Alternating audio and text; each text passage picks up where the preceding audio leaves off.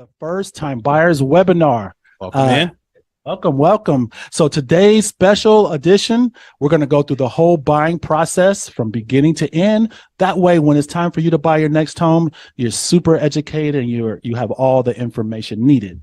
Once again, I'm Rich Jackson, local real estate agent. I'm here accompanied by my partner in crime, Mark Rocha. He's a loan officer with Nexa Mortgage. How you doing, Mark? Good, man. Good. How are you? Good, man. Good. Did you get this information out? Oh, yeah. We got a lot of great information for you guys today. So I would just say sit back, sit tight, and be ready for a bunch of jam-packed information on the buying process. All right. Well, let's jump into it, guys. So, I get a lot of people calling me and, people that are, not too familiar with the process. And a lot of times people think, the first step is to actually go out, just look at a bunch of houses, which is cool. That's the fun part. That is the fun part. And you got to have an idea of what you want, what's going to be the best home for your family and the best fit. But however, truth be told, the very truthful fact of buying a home, the first step is meeting with a loan officer, such as Mark Rocha, someone like that. I'll tell you why that is the first step and the importance. The reason you want to go ahead and sit down with a loan officer, even when the thought is in your head that you may be interested in buying, is because, for one, you're not able to make an offer on a house once you do find that perfect house without the pre-approval. So say you go out looking at a bunch of homes and then you and your family, you fall in love with the house. It's the perfect home. It's beautiful. Now you're not pre-approved yet. So now it's a rush to go meet with the loan officer, go through the whole pre-approval process. And 9 times out of 10, if not 10 times out of 10, the house is no longer available once you get approved, because that process can take several days or a week, to get pre-approved. So for one, you wouldn't be in a position to make an offer. And even just as importantly, you could be out looking at a bunch of houses outside of your price range, or even maybe too low. So say you're out looking at a bunch of houses, you're going around looking at about 10, 15 houses, you find one, just to realize once you get qualified that, you qualify for less than the houses that you were looking at, or vice versa. You might be looking at homes, thinking you want to stay around, say, 250,000, and those are the houses you're looking at. Then you get pre-qualified and realize, wow, I can actually afford a $400,000 house. And so now all that time was wasted before looking at the lower. So it's always good to be prepared. And just in case that time you do find the home you love. So that's the real reason of meeting with a loan officer. And Mark, a lot of times there's things that people may not be aware of. Maybe they need help with credit, right? Maybe the income is not as much as they need to, they need to make more income. Maybe their debt is too high. But all those factors are great to know early on, because if you get ahead of them, you can start now with your loan officer, make a great plan, and then they'll walk you through the steps to where maybe 2 or 3 months down the line, you can qualify for your desired amount. Yeah, that's 100% correct. I mean, you don't go to the grocery store unaware of your budget, just picking items and hoping that the card works. You don't hit the car lot without knowing exactly how much you can buy. Very true. You're going to start looking at all the Hellcats and realize, you're getting a Honda Civics, and that's the most you can get. So you don't do that for those situations. You don't want to do it for home shopping as well.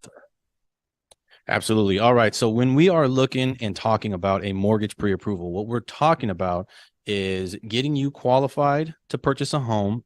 And if you are qualified, finding out just how much you're qualified for. Now, the main components of a mortgage pre-approval consist of a mortgage application to whatever bank, mortgage broker, independent mortgage consultant, whoever it is you're using, it is a mortgage application to that person. Now, this mortgage application is going to be pretty standard, name, social security number, date of birth for anybody that's going to be on the loan. Okay, you're going to fill this out like any application for a credit card. There's a lot of it is basic information. The parts that are more pertaining to the mortgage in the application is things like your income, any liabilities that you have that you want to list out. Not that the application is going to be the end all be all, because there will be a credit report pulled as well, which will also tell us more. But just starting with that mortgage application, pretty standard information that's going to be part of the mortgage pre-approval process. The other thing that which I just alluded to was a credit pull. On the credit report, which is going to come after the application, because in the application, we're going to get things like your name, your current residence, past residence, your social security number, date of birth. We're going to use all of this to pull a credit report and pair it with your mortgage application that you put in. Once we have the application, we got all your personal information. We have the personal information to pull the credit report. Once we have the credit report, we know what your score is, and we know what liabilities and debts you have in your guys' name. The other thing, the third part, okay, we got the mortgage application, credit report. The last thing is the financial documents. Financial documents are going to consist of, now this is standard, but everybody's situation is a little bit different. But standard is going to be the past 2 years of tax returns or W-2s, depending on whether you're a W-2 employee or you're self-employed. So tax returns or W-2s past 2 years. 2 is an important number when it comes to these documents. So past 2 years of tax returns or W-2s, past 2 months of bank statements, past 30 days, majority of the time it's 2 paychecks because most people are paid biweekly. But if you're paid weekly, then we're looking for 4. We're looking for the past 30 days of pay stubs and a California ID or driver's license for everybody that's going to be on the loan. So just to recap, when you meet with a lender, you are putting in a mortgage application, you are authorizing a credit pull, and you are supplying financial documents in order to gain a mortgage pre-approval. Once we have all of these documents in, a loan officer or a bank, whoever you're going to, will be able to then pull the file. They may even tell you that, okay, hey, everything's in, Mr. Loan Officer, Mrs. Loan Officer. What's the next step? We're going to pull your file and run the application. So when we do that, we're going to look at different areas of your financial background and determine if you are qualified. Through these different areas of your background, we'll then be able to decide if you are qualified, how much you're qualified for. So that's the mortgage pre-approval process. That's what goes into it. Now, when we're actually pulling the file, okay, you've delivered everything that I asked for. Okay, I've got the mortgage application, I've got the credit report that you authorized me to pull, and I've got all the financial documents. Once I pull that, Mark is going to look at 4 different things. This is a golf analogy for any golf fans out there, or wives that their husbands are always golfing. Ask them what a caddy is. Okay, there's a professional golfer will never hit the course without their caddy. Their caddy is their assistant, helps them, pick out all the clubs they need for the course. Sure. Through the mortgage, when we pull the file, caddy, just remember caddy. That's your support. That's your help. C-A-D-I, spelled a little bit different for golf. Okay. But for mortgage, C-A-D-I. C, credit score. A, assets. D, debt. I, income. Okay. So when I pull the file, I'm looking at those 4 areas: credit, assets, debt, and income. Okay. When we're looking at credit, depending on what kind of loan we're going to use, and these are all conversations that you'll have with the loan officer. Everybody's financial position and background is different. Some people will be a perfect fit for a conventional loan. Some people are veterans, and VA is going to be the way to go. So the 4 different areas, 4 different loan products that most first-time home buyers are going to get, it's going to be an FHA loan, conventional loan, VA loan, or USDA loan. Each one of these has different credit score requirements. So to bog you down right now with all of that would be overwhelming. But just know that credit is what we look at to determine what product is going to work best for you. Okay. So really quickly, FHA, we want a minimum of 580. VA, we want a minimum of 500. These are credit scores. Conventional, we want a minimum of 640. USDA, we want a minimum of 640. Now, each of these were minimums to qualify. We don't want bare minimum, okay? Because the higher you go with your interest rate, the lower your interest rate will be. I'm sorry, the higher you go with your credit score, the lower your interest rate will be from the bank, okay? You're going to be deemed less risky with a higher interest rate, which means that they're going to give you a cheaper cost on your money, meaning a lower interest rate. If we have a lower interest rate, we now have a lower monthly payment. Everybody wants a lower monthly payment, so let's not aim for the minimum. Okay, let's not aim for those credit score minimums that I just stated. Let's instead go as high as we possibly can. But just so you guys know, that's what we're looking for. Okay. Now, when we pull, still sticking on credit here, the C of caddy, when we pull a credit report, something that a loan officer may or may not talk to you about just depending on what pops up on your report, are derogatory items, meaning anything that you've been late on, collections, default, things like that will pop up and can potentially disqualify you. Not automatic disqualifications, but can potentially. So that's something that a loan officer would talk to you about. Credit card utilization rates. What will also pop up is any credit cards that you have open in your name is going to show the max limit on that card, and it's going to show whatever the report is reporting as your balance. Okay.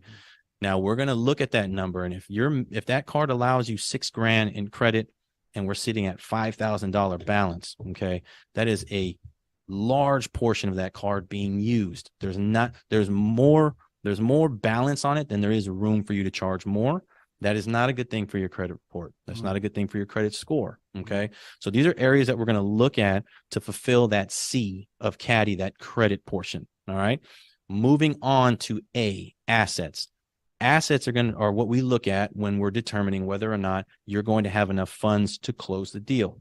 Okay. So there's a lot of different things that, a lot of different programs that will cover down payment assistance, that will cover closing costs, but we're going to assume that none of that is happening. We want to evaluate this file as if you are coming into the fold with your own skin in the game, meaning that you are putting your portion of the down payment and then financing the rest. That is ultimately what you're doing when you purchase a home. You are giving them 3.5% down, 5% down, whatever percent for whatever loan product we're using. And again, that is a conversation you'll have with your loan officer because that's going to be different with everybody. But we're going to assume you're coming with a minimum and financing the rest. Okay. So when we're looking at assets, which is the A of Caddy, that's the second part, we're looking at, do they have the funds for the down payment? Do they have the funds for closing costs? Now, something that's often overlooked with assets or not known is that you can pull assets from multiple areas. It doesn't necessarily need to come savings account, checking account. What often happens, especially lately, is there are people that have been with their employer for a long time, people that have been investing in stocks. So you can pull these assets from a retirement account or a 401k or a Roth IRA. If you have any of these, if you have a Robinhood account or an Acorns account or a Fidelity, anything that you're using to buy and trade stocks, if you have a certain amount in there and you want to sell out and pull all of that, you can do that as well. So that can count towards your assets as well. As long as it's from a reliable source, it can also come in the form of a gift. And the reliable source, again, changes per loan product. So if we're sitting and we're looking at doing an FHA, then, certain people are allowed to help you with a gift. If we're looking and we're doing conventional, VA, USDA, all of them have different reliable sources for gifts. So again, a conversation that you need to have with a loan officer. Okay. Assets is typically the biggest hurdle for a first-time home buyer. That's a lot of money to save up. We're talking about 3.5% down. So for every $100,000 you're borrowing, $3,500. And that's just the down payment portion. So if we're looking at a $300,000 house, we're looking at $10,500, just the down payment portion. Closing cost is going to consist of a couple different areas, which may add up to another 2.5% of the purchase price. So it can get very expensive very quickly, and it's typically the biggest hurdle for first-time home buyers. So, but that is again just one area that we look at. Okay, moving on from assets to the next one, debt. Okay, the D in Caddy, CAD, debt. What we're looking for here is everything that pops in on your credit report. They're going to give us all sorts of things that you have had active in your history, that you've closed out in your history, that you've missed payments on in your credit history. All of this is going to be laid out. What we're looking at is the active ones. Okay. The active loans that are open, and they could be installment, like term loans, like an auto loan, or maybe you finance some furniture, over, and then you have to pay it off over the next 2 years. A lot of that stuff will pop up on your credit report as installment loans. What will also be popping up is revolving credit lines. Those are like your credit cards. Mortgage liabilities, if you already have a home and you're thinking about making it a rental, or if you're going to sell it and buy a new one. Just there's a lot of different things that pop up on the credit report. What we're looking at here for debts is what is open, what still has an open balance, and what is that monthly payment. Okay, it's very important that we find out what those monthly minimum payments are because that's going to help us factor what's called a DTI. Now, before we even go and try to get a mortgage, okay, because these obligations are already in place. And unless you plan on selling your auto or paying one of these things off before buying, we're going to roll with you having these debts as you move into a home. Okay. So these debts are going to be on top of this new potential mortgage you're about to take. Okay. When we look at these, we compare it to the I, which is the income, the last letter of Caddy. Okay. Income, we're looking for 2 years of current work history, or same line of work. A common misconception is that people think that they need to be at their specific job for 2 years. That is not the case. You can switch lines of work if there's no gaps of employment, but best thing is to have 2 years of work history. The fewer the gaps, the better. So we're looking at the past 2 years of work history is what we need for income. We need to know the difference between being full-time and part-time at our employment. It will alter the way that we calculate this income. And then if we have more than one job, we need to make sure that we're working both jobs for 2 full consecutive years in order to count both incomes. Okay. If we're self-employed, we're looking at income from the perspective of the tax return. So whatever your actual filings say, not what your bank statements show, not what you say you made, it's going to be based on what you're reporting to the IRS for self-employed. All right. So let's say we have 2 homeowners, first-time buyers, and the total here is about $10,000 a month between the 2 of you before taxes and deductions. We do not look at what you bring home. We look at your gross rent, or I'm sorry, your gross pay for your income. Now, let's go back a little bit talking about this debt to income ratio.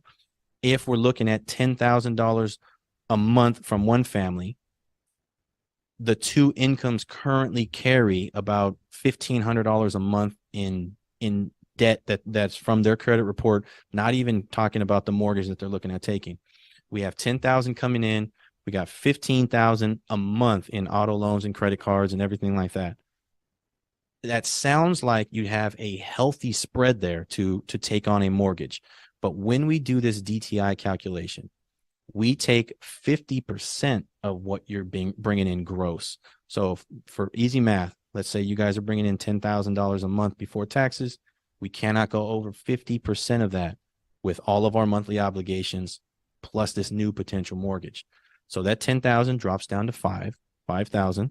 From that 5,000, we need to deduct the 1,500 that you're obligated to pay. Now what's left over is what a bank will say they can, without too much risk, afford a monthly payment of whatever dollar amount is left. In that scenario there, that leaves about $3,500 left for a mortgage, which is more than most families are willing to take on.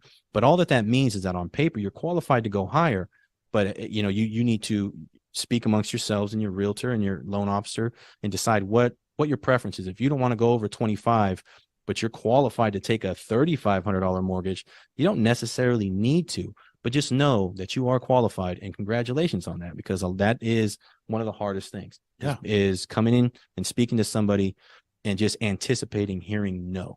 Yeah. Nobody likes that rejection, but it's needed. You need to know what goes into it, what we're looking at, and how we come up with the numbers that we do. We don't just choose, offhand. We look at the background, and we look at Caddy and figure out where we're at and what we qualify for.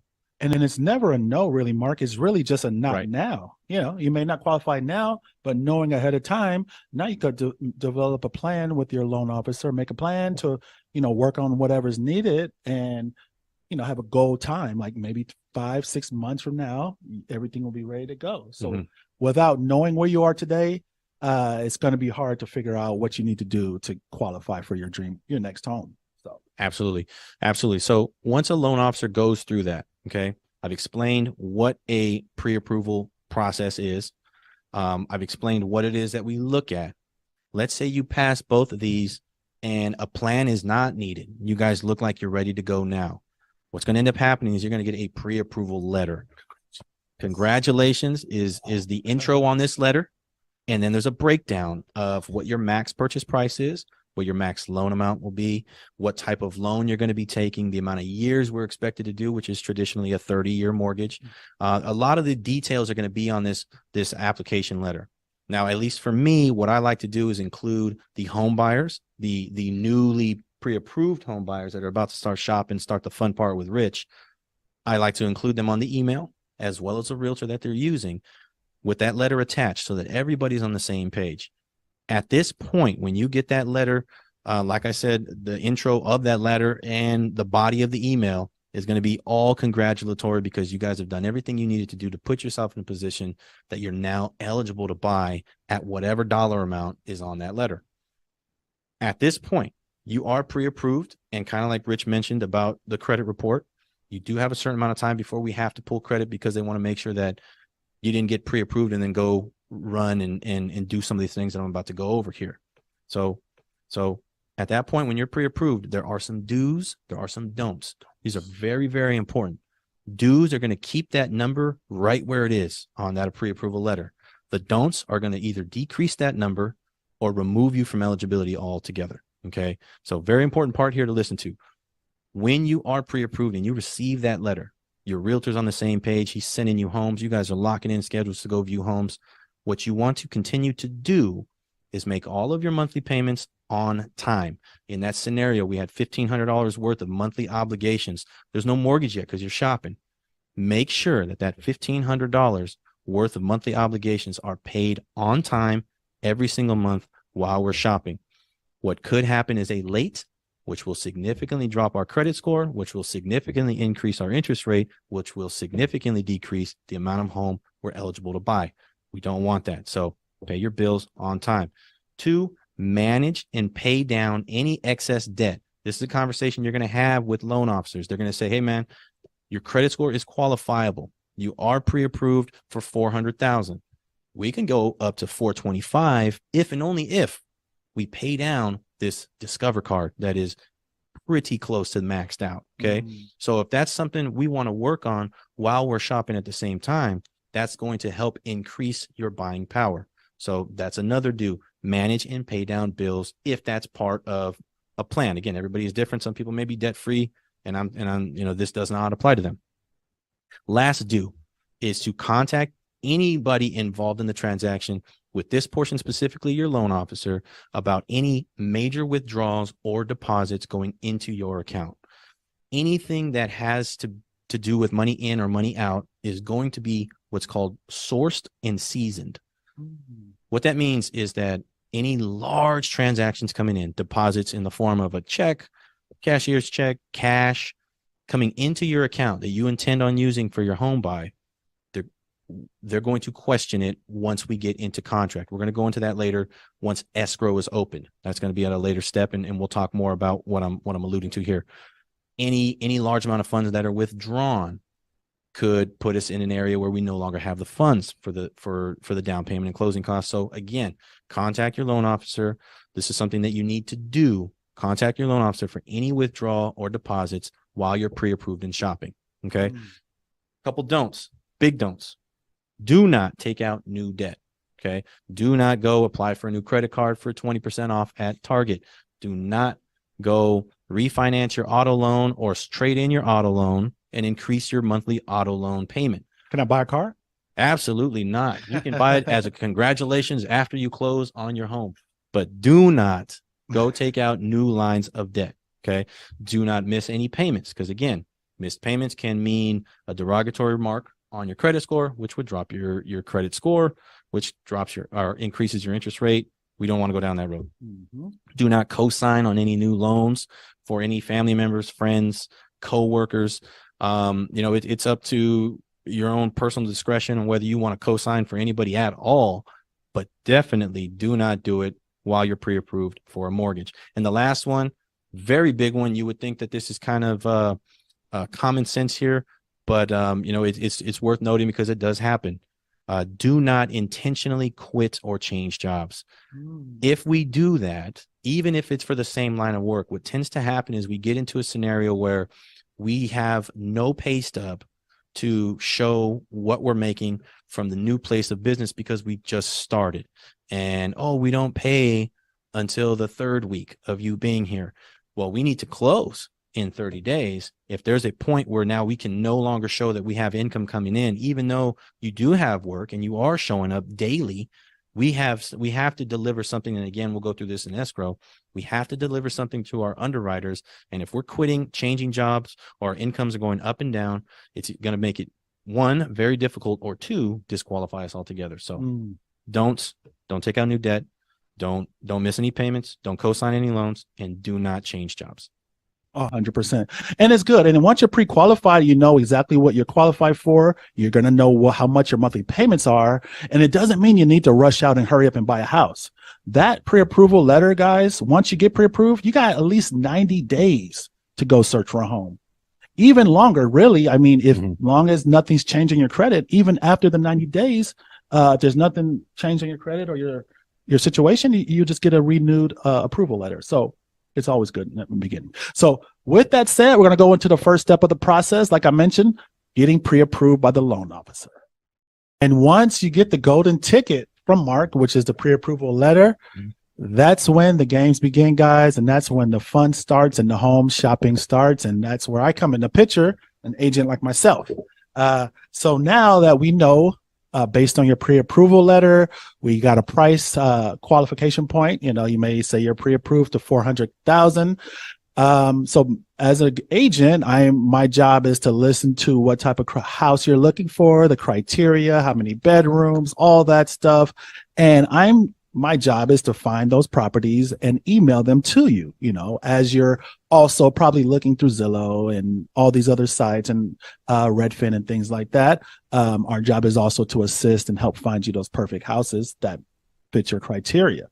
Once we identify a few, you know, I like to set up a day of the week that works for everyone. And we'll take that day and go see, you know, the houses that you were interested in, just to see if the pictures truly do match up to seeing it on person, right? Because a lot of times, you know, the pictures will tell one story of a house. It may look beautiful, but you know, we know that's not the full story. There may be some parts of the home that are not in the pictures that may not be desirable. So it's always good to go see the home physically in person. And depending on the market, you know, the last 3 years have been pretty competitive. So I tell my clients and buyers, like, if you see something you really love, I would say let's be there within the first 2 days, if possible. We really don't want to go past 3 or 4 days without seeing it, because even right now, houses are selling pretty fast, you know, and it can get very competitive. So, you know, within those first few days, we'll go take a look at the houses and just see which one is going to really fit your needs and really grab you.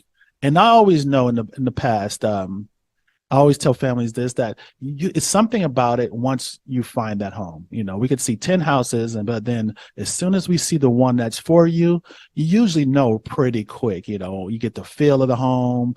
You look at the kitchen, you're like, oh, you just start seeing images and seeing your furniture, seeing how you can customize it and design that house and making it yours.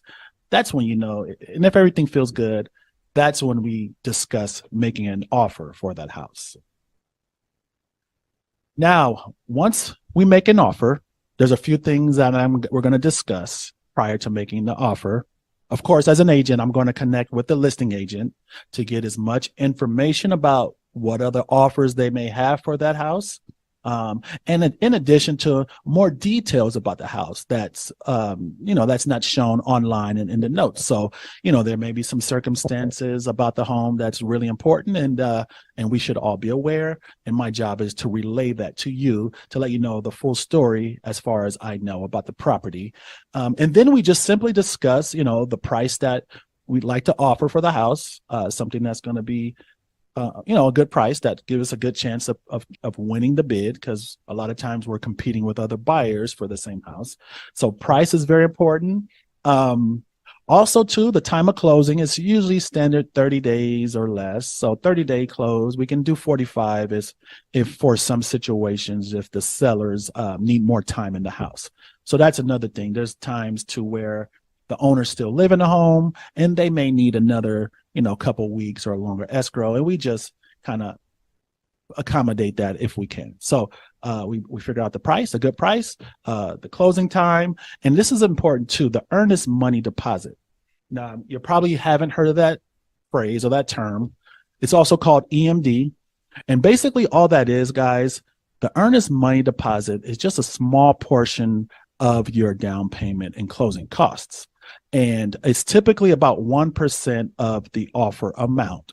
And what happens is, say we make an offer for $300,000 for a house. So we'll just say, we'll put down $3,000 for earnest money. Now that those funds are only to be deposited at the title company only upon acceptance of the offer. So basically, once your offer is accepted, the $3,000 will be deposited at the title company. And what that does, it just shows that it shows to the seller that the buyer is very serious. They're putting up just a small portion of their closing funds up front. And those funds will just stay there at the title company until closing day. And then those funds will be applied to your closing cost, basically. So that's how it works. It's not lost. Don't think that money is gone. No, it goes towards your down payment and closing cost at the end. But however, again, it just shows how serious the buyer is. So once we put together those few, the price and the terms of it, I will email you. Those are email savvy, and if you're not, we can also accommodate that as well. We can also print out the documents. The real estate purchase agreement is what it's called. That's the form we'll be completing with your offer on it. It's called a real estate purchase agreement. And so, like I said, it could be emailed via DocuSign, electronic signature, or we can meet and print it out and fill it out in person. But yeah, it's more or less 17 pages or more. It's a lot of verbiage in there. Just know that all the verbiage is put there to protect the buyer, the seller, and the agent, and all parties. That's the gist of a lot of the verbiage in there. The meat and bones of it, of course, is going to be the offer amount we're going to offer, the close, how much time, we're going to give to close, and the earnest money deposit. Now, guys, so that's it. That's pretty much it. Once we get that, I send it to you, the paperwork, for you to approve and sign off on, because we're going to need your signature on that offer amount. And then once I have that, that's when I send that offer, the real estate purchase agreement, along with your pre-approval letter that you got from Mark earlier. I'm going to put those together in an email form and send it off to the listing agent to submit our offer for that home. And at that point, guys, we just sit back, we just cross our fingers, pray or whatever, but honestly, I believe really deep in my heart that if it's meant for you, it will be meant for you.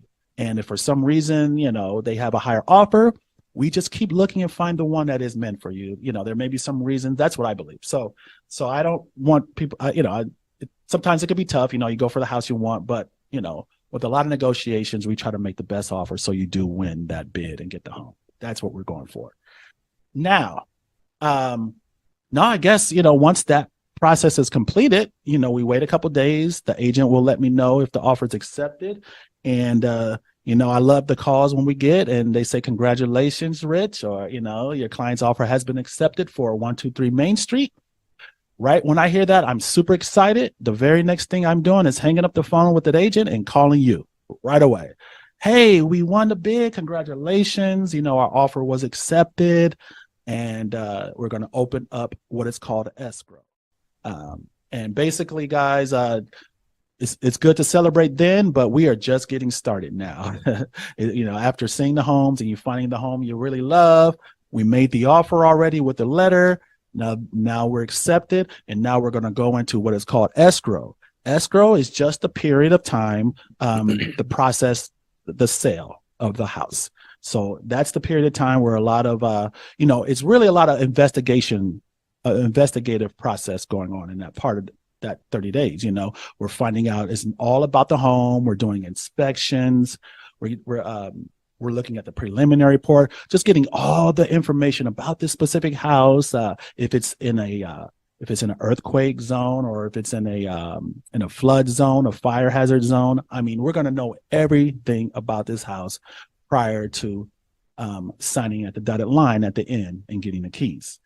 Now, once we are in escrow with the title company, within the first 3 days or less, that's when typically that earnest money deposit should be sent to the title company. Like I said in the beginning, if we're making an offer for a $300,000 home, a $3,000 check will be, either delivered in person. You could just write a check to the title company for the $3,000, and it'll be made out to that title company. Now, if the escrow is with, say, Chicago Title, you're going to make a check out to Chicago Title in the amount of $3,000. Those funds again will be sitting at Chicago Title. They will cash them at some point, so be sure those funds are available. And again, once at closing, that $3,000 will go towards your down payment, and it'll, so you'll bring in less than $3,000 because you already deposited that. So also, guys, very important, the first 17 days of every escrow, once you're accepted, the first 17 days are dedicated for us to do all the inspections of the house. So we're talking, we're going to have a home inspector go out to the home and do a full home inspection. I have a couple of different home inspectors if you ever need a referral for a good one. But yeah, we're going to get a home inspector and a termite inspector there within the first week and a half.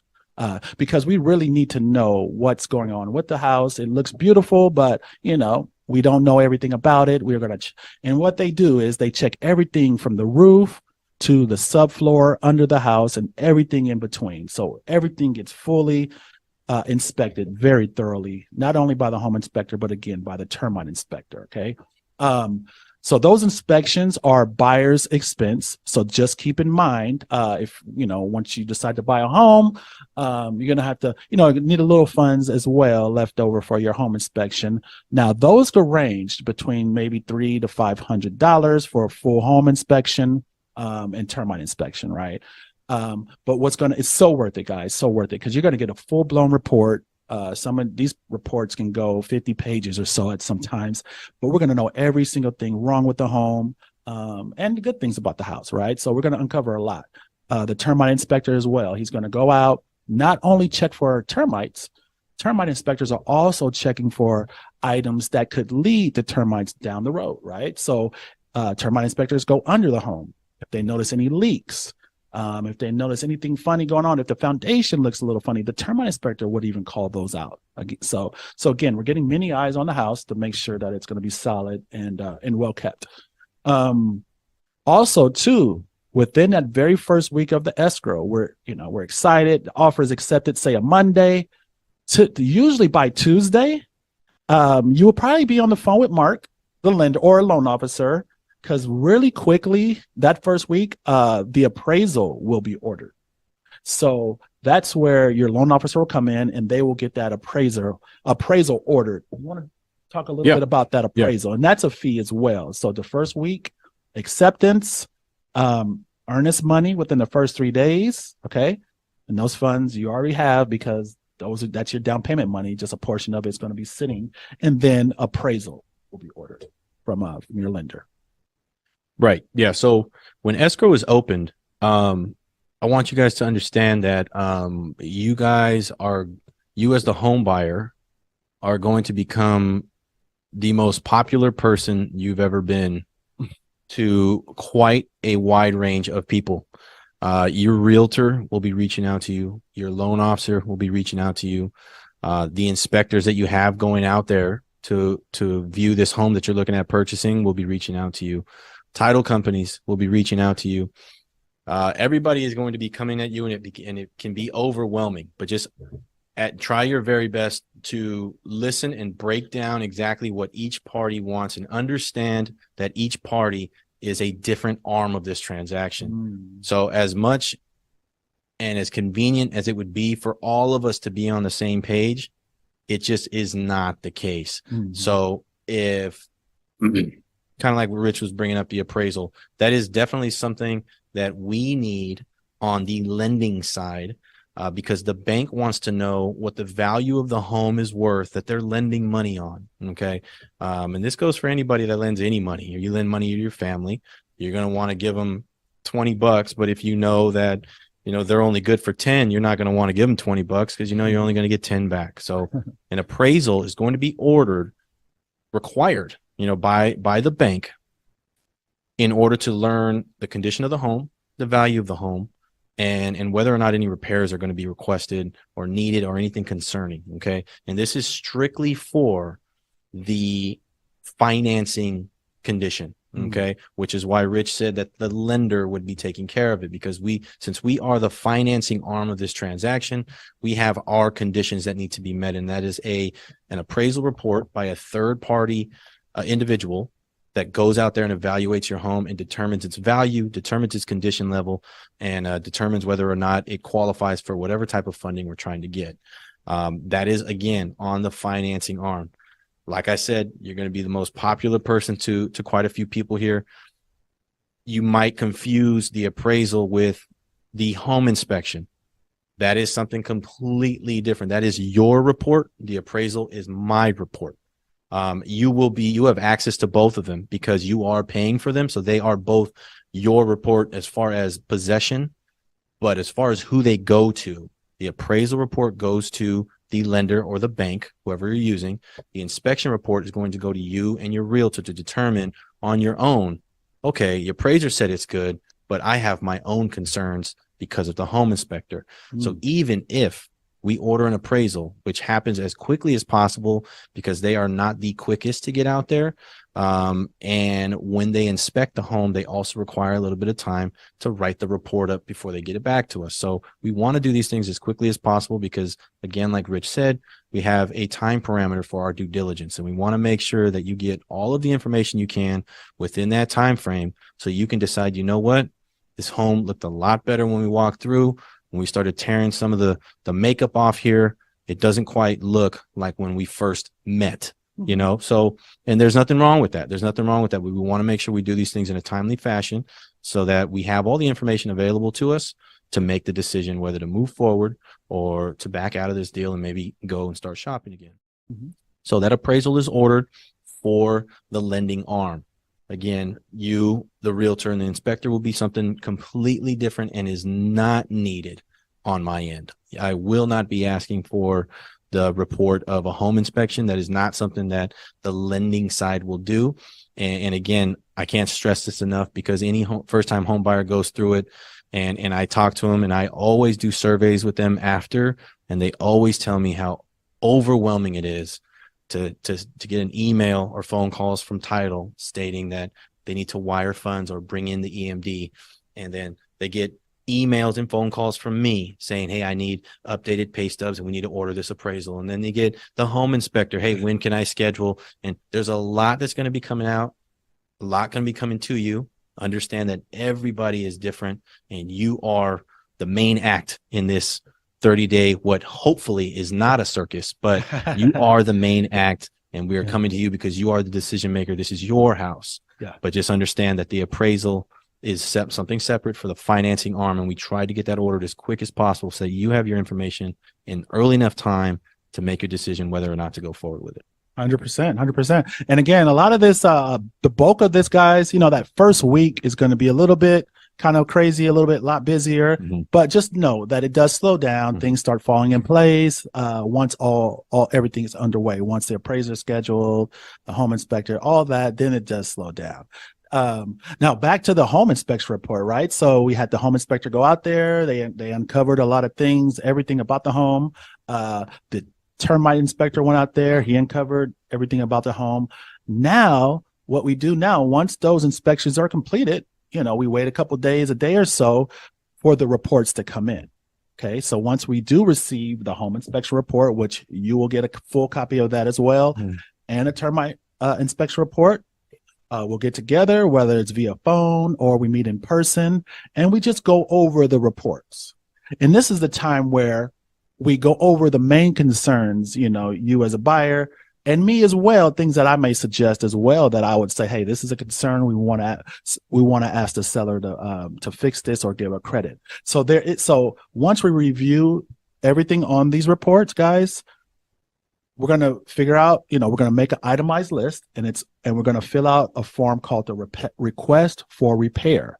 So this is the time where we can make a list of things that are very concerning to me and you that we're going to ask the seller to either fix, give a credit for, or they can reduce the price based on the findings. So if there's some leaks going on, say there's some roof issues or plumbing issues, we can itemize everything on there and then send that in. And now, mind you, the sellers do have options at that point. So this is where it's kind of like a second round of negotiation kind of happens. And, good agent will definitely negotiate everything on your behalf the right way. But yeah, so this is where we send the list in and wait for the sellers to let us know how they're going to reply. Again, they do have a right to say, pick and choose to do certain things on that list, and then we negotiate to make everyone happy. The objective is that everyone's happy, everyone's satisfied, and we can move forward to the next process, next stage. But yeah, so they have an option to either reject it. They can do everything on there and accept it, or a lot of times sellers and buyers agree to a credit, at close. So in lieu of maybe 10 items that we're calling out, they may, maybe sum them up and say, well, we're going to credit the buyer $7,000 towards their closing cost. Now, you as a buyer, we can discuss that. And if that's comfortable to you based on the findings and it seems like it's going to cover a lot of the issues you have, we can move forward and accept that. And so what that means at closing, the seller is going to contribute the $7,000 towards your closing costs, which will be a lot less for you to bring to close. So is that something you want to touch on, or that's pretty much yeah. Mm-hmm. So that's pretty the basis of that, the inspections part of it, process of it. Real quick, also too, guys, within that first 17 days, we're doing the home inspection, termite inspection. We're also reviewing all the seller disclosures. And what that is, there's a series of documents that the seller is going to provide you to review, and it's going to be everything they know about the home. What if they've done any painting, if they've done any repairs, if they've ever had any, plumbing, roof leaks, anything about the property to their best knowledge. They're going to provide it to us within the first, typically 7 days. But those whole 17 days, we can review all that. But within the first 7 days, they're going to send us what is called a real estate transfer disclosure statement and a seller property questionnaire. Those are the two most important forms in the beginning that every seller will provide you as the buyer. Basically, again, telling you everything about the home that to their best of knowledge. So just like I had said, if there's any issues or anything wrong with it, modifications to the home, just a variety of things. So we'll have a good idea of what's going on with the house initially as well in those first 17 days.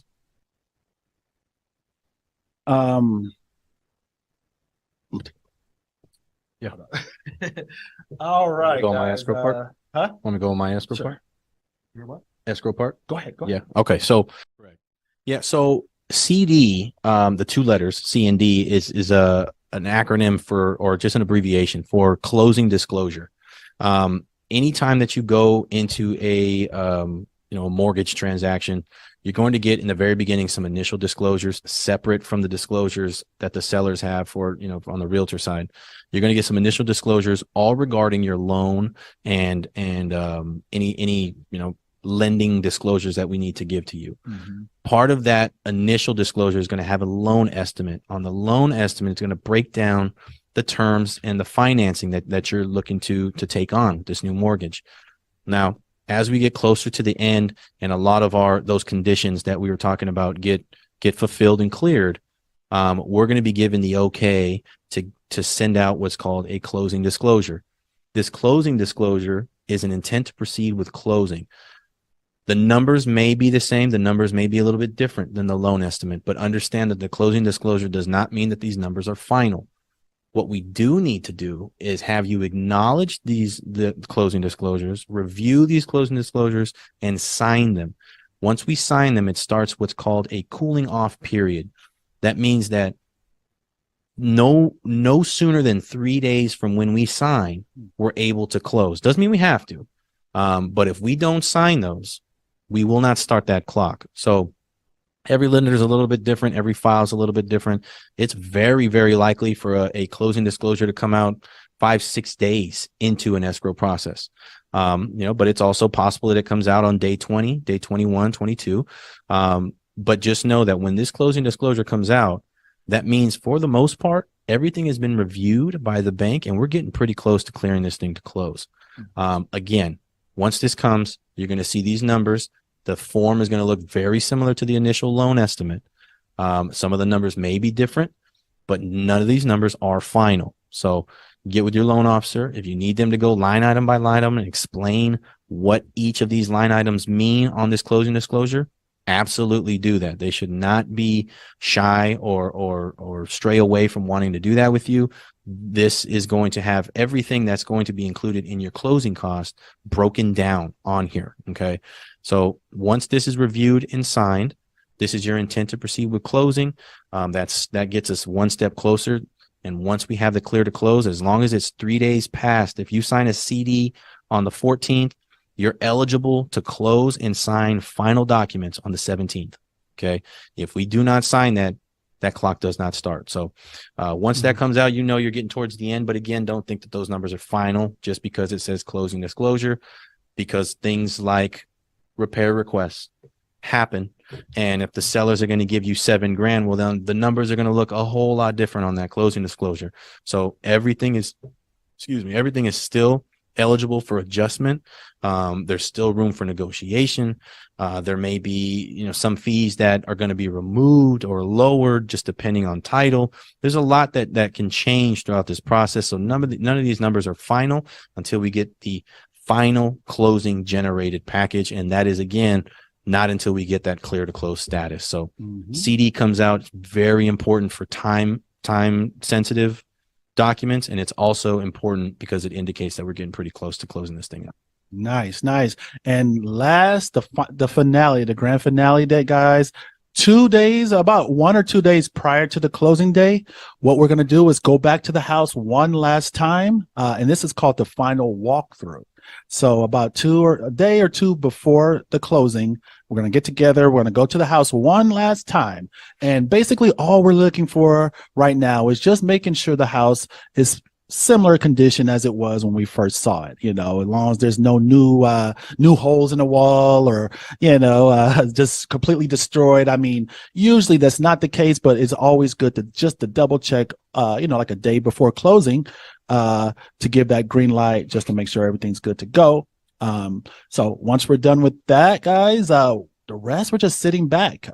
Basically what you're doing from here after the final walkthrough is just, starting to, pack, and hopefully you've already, got your furniture and stuff ready for the home and your plans, how you're going to decorate, because the next thing that's going to happen is just wait for a call from me to give you the great news that we officially closed. And we'll schedule a time to meet at the home. And this is the fun part. This is when I get to meet you at the home and come with the balloons and the champagne and the magic and the gold key day, yeah, and hand it over to you and for your new home. So that's pretty much the process. And then that's when the magic and the celebration happens. And just like make sure you invite me to the housewarming party.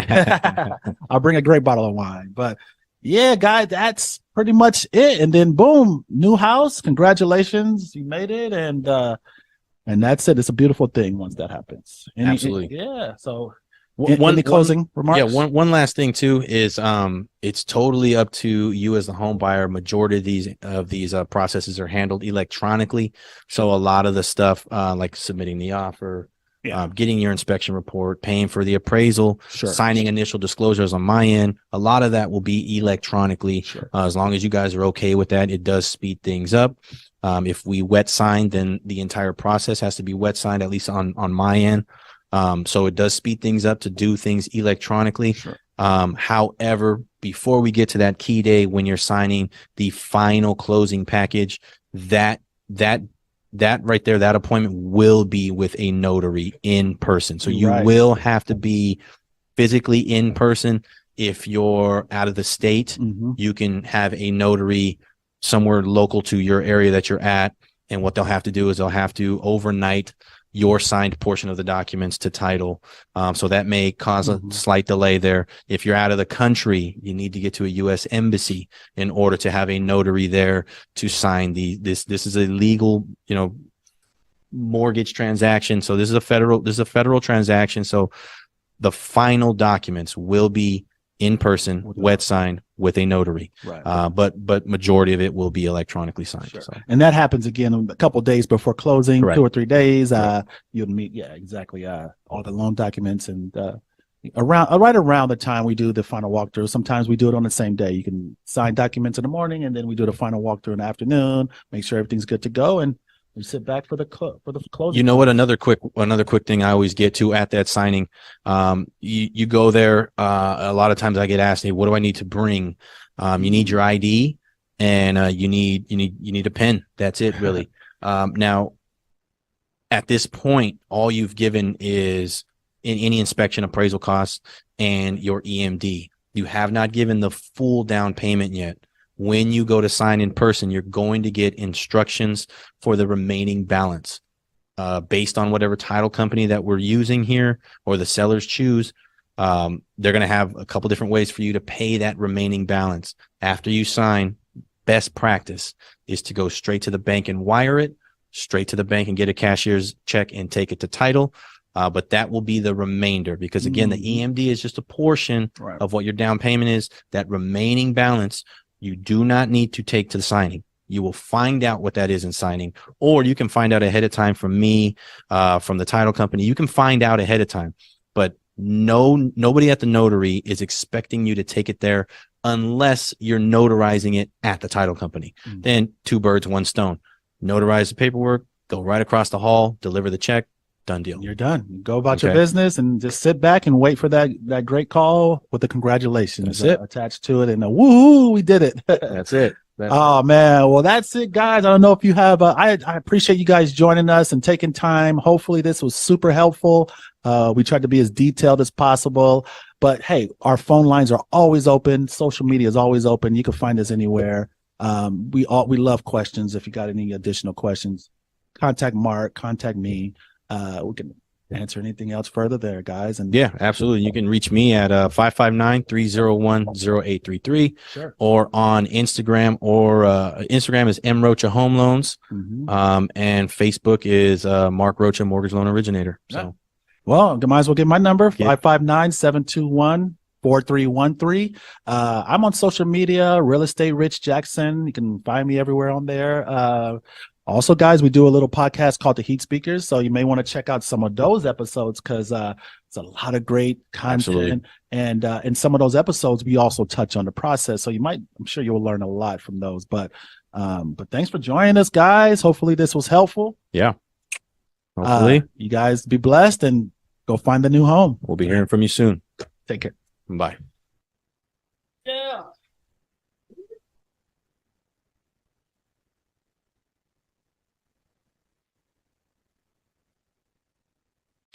Now, remember, as the buyer, you're going to have a couple different lanes wide open to you, with people communicating to you, asking for certain things to be done.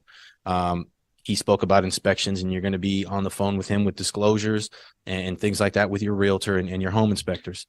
On the financing side, we did our initial pre-approval, but my ultimate goal is to make sure that you have your funds, your portion of it, and the remaining 96% that we're borrowing from the bank is at title, ready to close by the time you guys finish all of your negotiation portions.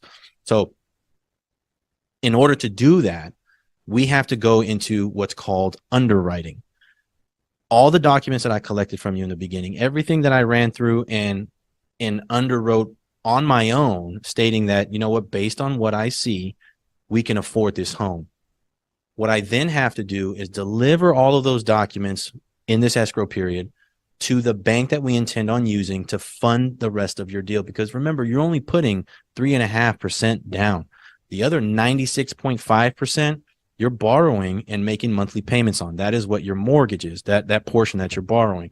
Well, in order to get that 96.5%, which is almost the entire cost of the house, In order to get that from the bank, they're going to want to make sure that their investment is safe. And in order to do that, they're going to want to look at all the same documents that I looked at ahead of time. When I deliver that to that bank, that is us going into underwriting.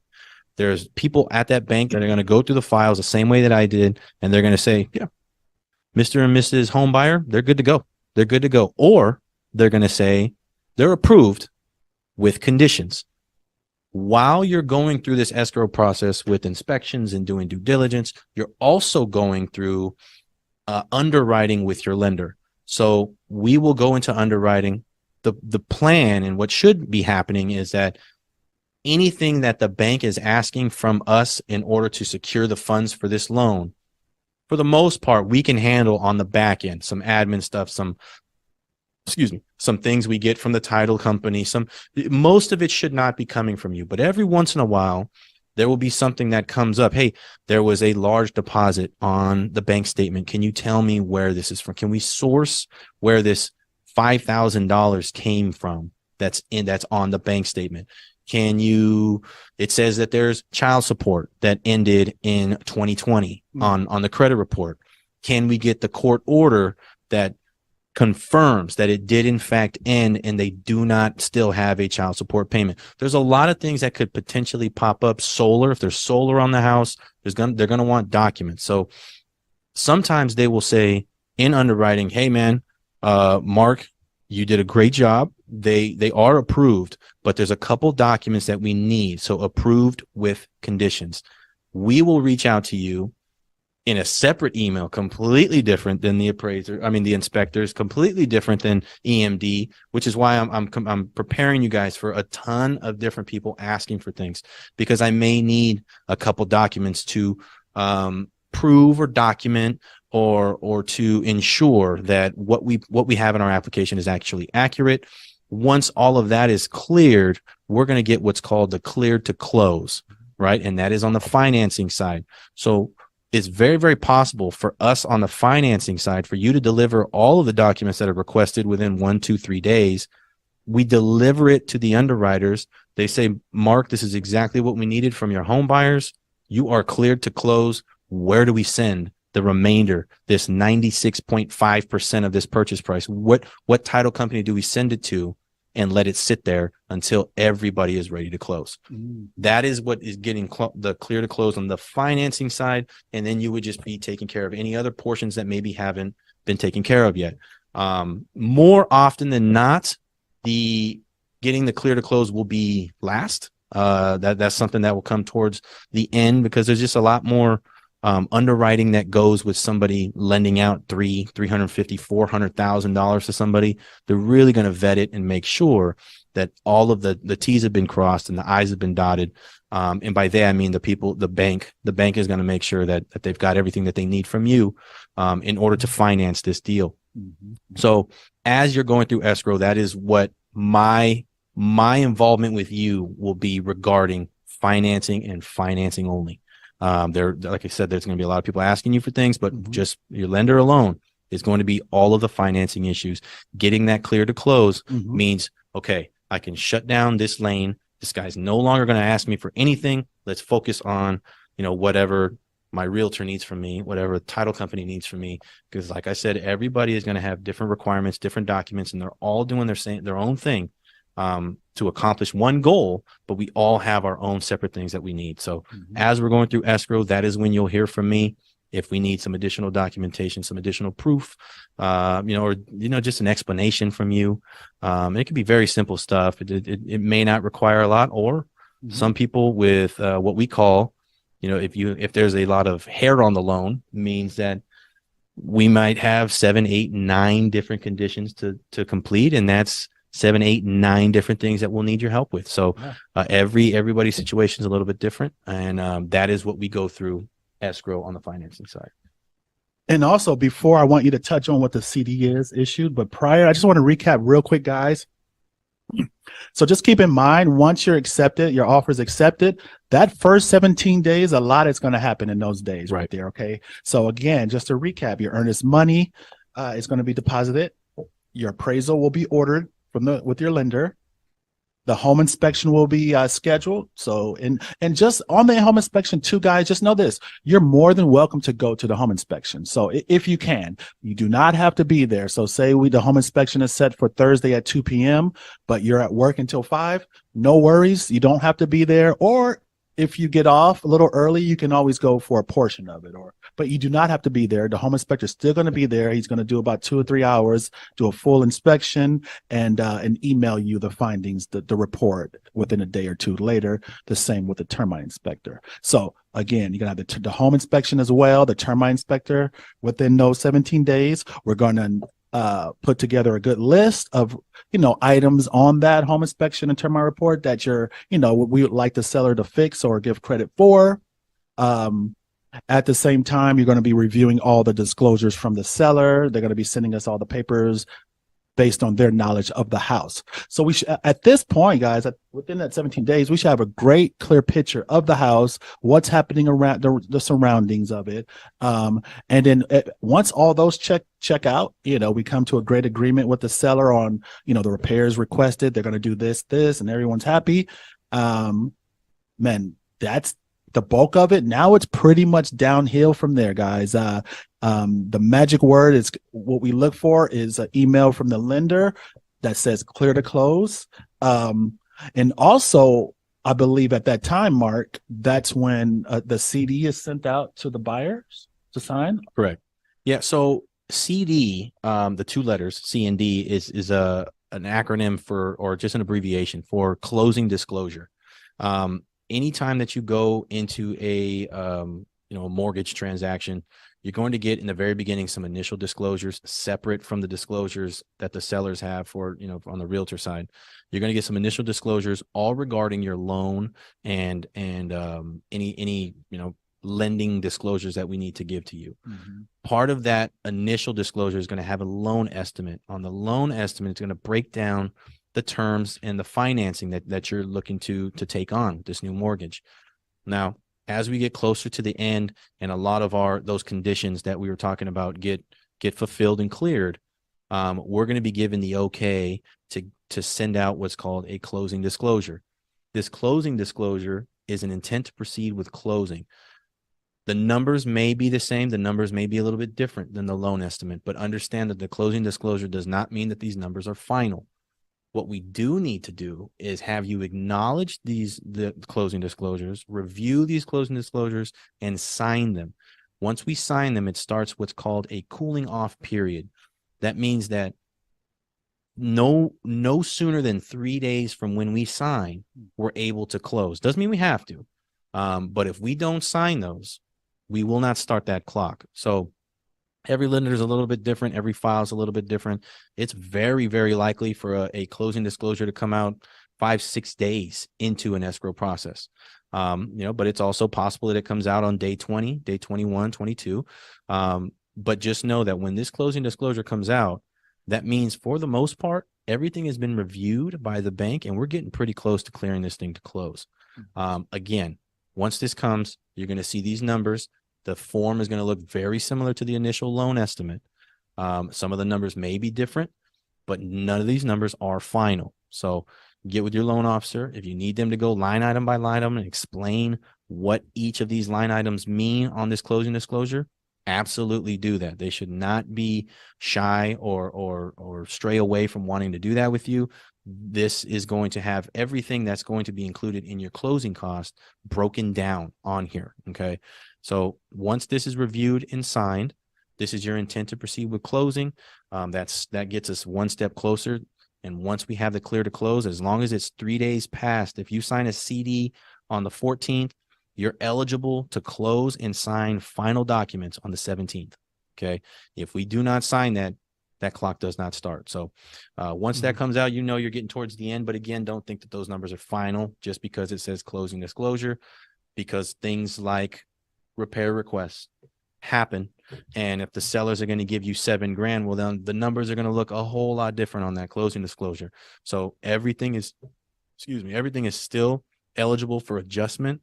There's still room for negotiation. There may be, some fees that are going to be removed or lowered just depending on title. There's a lot that can change throughout this process. So none of these numbers are final until we get the final closing generated package. And that is, again, not until we get that clear to close status. So CD comes out. It's very important for time sensitive documents. And it's also important because it indicates that we're getting pretty close to closing this thing up. Nice, nice. And last, the finale, the grand finale date, guys, 2 days, about 1 or 2 days prior to the closing day, what we're going to do is go back to the house one last time. And this is called the final walkthrough. So about a day or two before the closing, we're going to get together. We're going to go to the house one last time.